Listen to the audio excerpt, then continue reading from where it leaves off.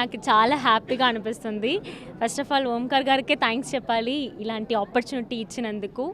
That అందరికీ తెలుసు నా డాన్స్ గురించి, కానీ నేను డాన్స్ షోలో చూస్తున్నానంటే అందరికీ షాకింగ్గానే ఉంది.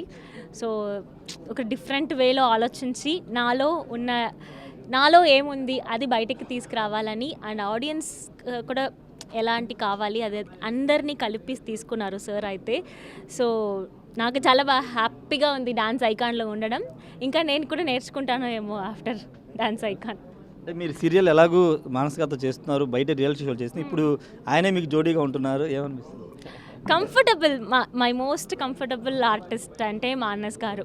నేను ఏదైనా తప్పు చేస్తే సమ్టైమ్స్ ఏదైనా తెలియకపోతే I can frankly ask him. ఏదైనా నేను అడగొచ్చు, ఏదైనా డౌట్స్ క్లియర్ చేసుకోవచ్చు.